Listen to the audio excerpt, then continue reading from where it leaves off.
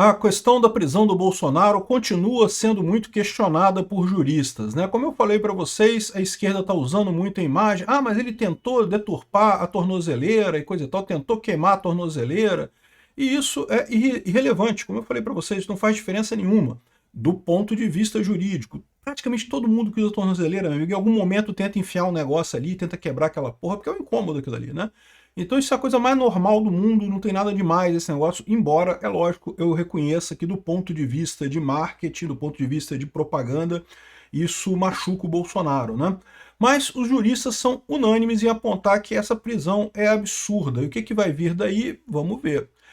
Eu sou Peter Turguniev, esse é o canal Ancapso e essas notícias foram sugeridas por Moraes no Inferno. Eu sou a IA do Peter, o verdadeiro tá na praia, e várias outras pessoas. Obrigado aí ao pessoal que sugeriu notícias lá no nosso site, no visãolibertaria.com, e obrigado a você que está assistindo o nosso vídeo. Se você gosta do nosso conteúdo, por favor, deixe o seu like, se inscreva aqui no canal, né?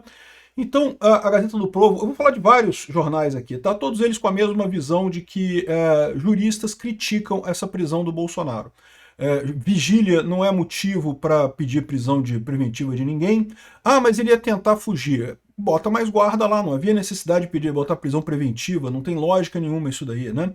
Ah, negócio de mexer com a tornozeleira, de novo, um monte de gente, todo mundo que tem tornozeleira eletrônica acaba mexendo naquilo ali em algum momento, né? E, de novo, não tinha como evitar essa coisa, tanto que avisou o negócio e os policiais foram lá ver o que estava acontecendo com a tornozeleira dele. Então, tipo da coisa que não quer dizer nada do ponto de vista jurídico, né?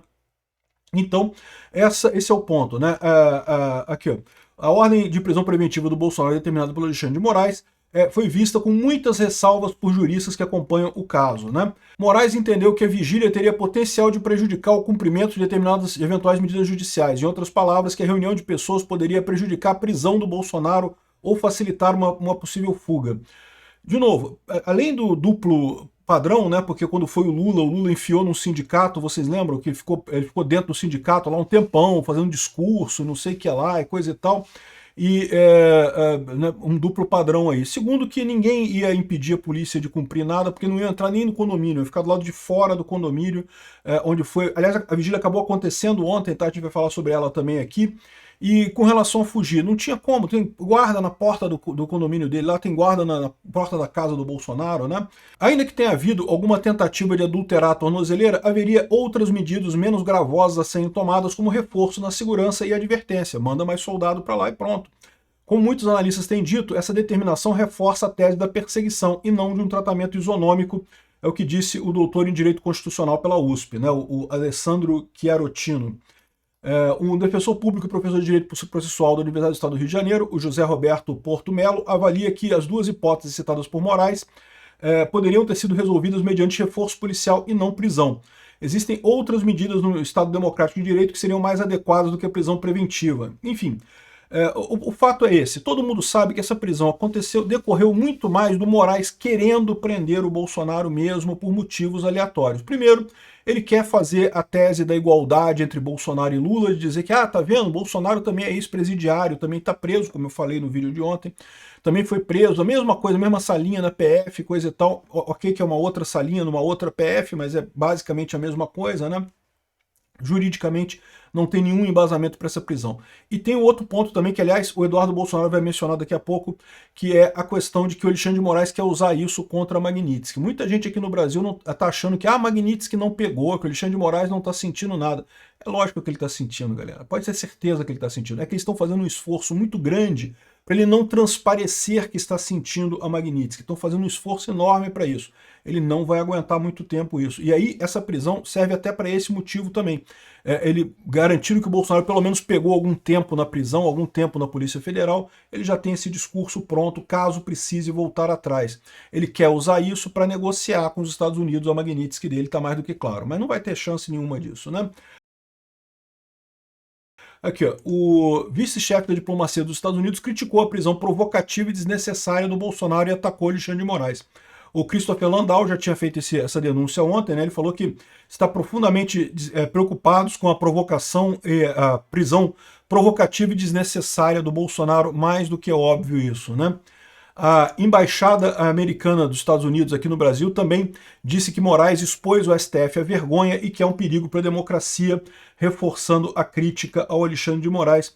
O juiz Alexandre de Moraes, um violador de direitos humanos sancionado, expôs o Supremo Tribunal Federal do Brasil à vergonha e ao descrédito internacional ao desrespeitar normas tradicionais de autocontenção judicial e politizar de forma escancarada o processo judicial.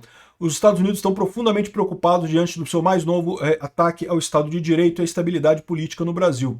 A provocativa e desnecessária prisão do ex-presidente Bolsonaro, que já estava com prisão domiciliar sob forte vigilância e com rígidas restrições, ou seja, não precisava de nada disso, né? Até um ministro do STF. Quem será esse ministro do STF, hein? Eu aposto no Fux, mas pode ser também o André Mendonça e o Cássio Nunes. Ministro do STF, ouvido pelo UOL, discorda da prisão preventiva de Moraes. Criticou a prisão preventiva de Moraes, evidentemente. Isso é um ponto importante, tá? Porque, eventualmente, essa prisão preventiva vai ser votada na primeira turma. E na primeira turma ninguém tem dúvida de que vai ser passada sem problema. O próprio pessoal do Brasil 247 fala aqui, ó. Ministro divergente não integra a primeira turma que vai avaliar a prisão considerada pelos demais como tecnicamente irrepreensível. Ou seja, é lógico que o pessoal da primeira turma vai aprovar essa prisão do Alexandre de Moraes. A questão é que recursos contra ela podem ir parar na segunda turma. E na segunda turma agora você tem uma maioria contra esses abusos do Alexandre de Moraes. Vai acontecer alguma coisa? Não sei. Mas vamos ver o que vai acontecer aí nos próximos dias, né? O Eduardo Bolsonaro fez uma entrevista para o Metrópolis em que ele falou uma coisa que eu já tinha falado aqui no meu vídeo também, que é justamente o fato de que o Alexandre de Moraes fez essa prisão do Bolsonaro, entre outras coisas, porque quer pressionar o governo americano.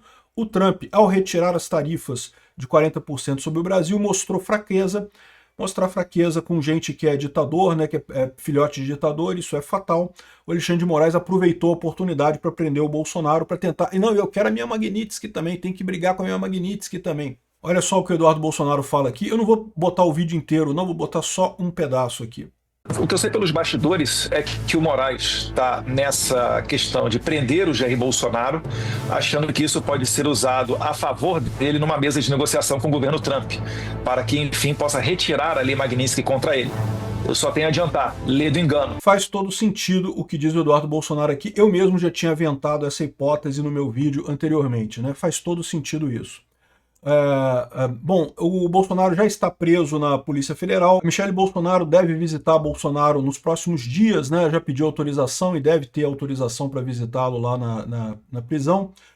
Ela não estava na casa quando ocorrido, ela estava no Ceará, ela tinha ido para um evento do PL Mulher no Ceará, então ela não estava lá quando tudo aconteceu, mas ela voltou, ela cancelou o evento, evidentemente, não falou lá no PL do Ceará e voltou para Brasília e deve visitar o Bolsonaro aí nas próximas horas, né? E ela falou que pediu para ele não desistir de nós, e, enfim, criticou o Alexandre de Moraes, pediu por todos aqueles que nos perseguem, mas Alexandre de Moraes, eu peço a Deus que tenha misericórdia da sua vida, que você venha se arrepender de todos os seus pecados e coisa e tal. Enfim, ela colocou essa posição, ela está pedindo que o Bolsonaro tenha força nesse momento. Eu acho que é o correto isso daí, né? O Flávio Bolsonaro manteve a vigília dele em Brasília e acusou o Moraes. Se o meu pai morrer, a culpa é sua. E ele tem razão. Isso daria uma merda enorme. Eu espero que isso não aconteça, sinceramente. A vigília acabou acontecendo, tinha muita gente lá, a vigília estava cheia, não incomodou ninguém do condomínio, foi do lado de fora do condomínio, não causou transtorno, não teve nada que o Alexandre de Moraes inventou como desculpa, ou seja, o que ele queria mesmo, o que o Alexandre de Moraes queria mesmo era prender Bolsonaro. É só isso que ele queria, e ele teria feito de qualquer forma, né? Tá aqui, ó, o trânsito normal, passando o trânsito lá atrás, na frente do condomínio do Bolsonaro. Brasília, para quem não sabe, é muito aberta, tem muitas áreas, né, abertas, então é fácil fazer essa vigília sem incomodar ninguém. Então, só mostrando o absurdo, mais uma vez o absurdo que foi essa prisão do Bolsonaro, né? Tá aqui também o Flávio Bolsonaro rezando lá junto com várias pessoas ali na vigília, muito tocante esse esforço, né? Bom, a gente tem que falar que teve também um idiota lá, um pastor que pediu a palavra e, na verdade, acusou Bolsonaro das mortes pela pandemia. É impressionante como é que esse pessoal tem essa coragem. É um pessoal com dor, a família do cara. o pessoal ali em momento de dor, e o cara vai lá para espizinhar em cima do Bolsonaro, que o Bolsonaro cavou covas na pandemia, não sei o que lá. Meu amigo, morreu gente no mundo inteiro nessa pandemia. A pandemia é uma coisa muito triste mesmo. Não foi o Bolsonaro que matou ninguém nessa pandemia. Essa ideia de que o Bolsonaro é culpado pelas mortes, é só você ver os números. Aliás, morreu proporcionalmente muito mais gente na Europa, no Peru, em outros países, do que morreu aqui no Brasil. Então, o Bolsonaro fez o correto nessa coisa, que foi lutar pelo tratamento correto, lutar pelas coisas certas na pandemia. E aí vem esse pessoal com essa idiotice aqui. Enfim, o cara falou que tinha que falar, depois foi tirado o microfone dele, ele foi embora e coisa e tal. A Globo tá dizendo que ele foi agredido, porque algumas pessoas empurraram ele para ele sair do local ali, né? O que não quer dizer nada, pô. O cara vai no meio do lugar, o pessoal que tá com dor ali, os filhos do Bolsonaro, no momento de tristeza, e vem espizinhar em cima disso daí, né? É uma coisa muito triste isso, mas faz parte esse tipo de coisa, só mostra quem que tá do outro lado, né? O cara, lógico, é um pastor do PSOL, a favor do Glauber Braga, né, um monte de coisa aqui, evidentemente que é esse tipo de coisa, né? Apoiou o Haddad em 2018, enfim, ele tem o direito de ter a opinião política dele. Agora, para que ir num evento do Bolsonaro, espizinhar as pessoas que estão no momento de dor? No evento do Lula não foi ninguém do Bolsonaro, não foi ninguém da direita lá sacanear o Lula, deixa o Lula lá com os amigos dele lá no sindicato e coisa e tal. Enfim, é lógico, teve comemoração aqui em vários lugares do Brasil, o pessoal comemorando a prisão do Bolsonaro, deixa eles comemorarem, não tem nada de errado, vamos ver quem é que vai comemorar no final essa história. Esse pessoal deixa eles comemorarem. Teve bloco de carnaval comemorando aqui no Rio de Janeiro, mas vamos ver quem é que vai comemorar no final essa história, né? Uma outra informação que surgiu de ontem para hoje está aqui, ó. Sabe o que é isso daqui? É uma imagem de drone que a Rede Globo estava gravando do Bolsonaro conversando com o Nicolas, lá na casa dele, né? O vídeo não mostra o áudio de alguma coisa que eventualmente o Nicolas Ferreira tenha falado ou que o Bolsonaro tenha falado, mas não é estranho imaginar que eles têm dispositivos que podem ouvir à distância com um drone desse jeito aqui. Será que não é por isso que o Bolsonaro estava desconfiado de que havia uma escuta na tornozeleira dele? Isso dá embasamento para esse tipo de coisa, né? Outra coisa engraçada é que o pessoal já começou com as piadinhas aqui, ó. O Bolsonaro com ferro de solda. Olha só, ele está dizendo que é o ferro de solda de eletrônica, né? Isso aqui é uma solda industrial, né? Mas de qualquer forma, muito engraçado ele falando aqui com a Maria do Rosário, não te soldo porque você não merece, né? Enfim, a coisa vai chegar no caminho normal, né? Agora, uma coisa que chamou muita atenção foi esse vídeo do Martin De Luca, esse post do Martin De Luca aqui, que é o advogado do Trump, lá nos Estados Unidos, naquela ação dele do Rumble, em que ele fala que, olha só, muitas pessoas no Brasil continuam me escrevendo privadamente dizendo que os brasileiros não estão protestando porque estão com medo. Depois do 8 de janeiro, o Moraes tornou o medo como uma arma e todo mundo pode ser o próximo alvo, né? Eu entendo esse medo, é real. Agora, a verdade desconfortável é que nenhum país estrangeiro pode salvar uma nação que os próprios cidadãos estão com medo de defendê-la. Os Estados Unidos pode expor o que está acontecendo, pode aplicar pressão, pode impor custos e sanções, mas não pode fazer nada se os brasileiros não forem para as ruas. Mesmo Trump pode ajudar os brasileiros, mesmo o Trump não consegue ajudar os brasileiros se os brasileiros não lutarem por eles mesmos. E ele tem razão nisso. Agora, o que talvez ele não saiba é que aqui o Brasil tem um fator sazonal que é muito importante aqui. Manifestação no final do ano não cola aqui no Brasil, a verdade é essa. Manifestação no final do ano sempre é pequena, sempre o pessoal não tá ligado. Manifestação aqui no Brasil é em março, então eu não sei se o pessoal conhece eles lá. Eu tenho certeza que o Eduardo Bolsonaro já falou isso para ele.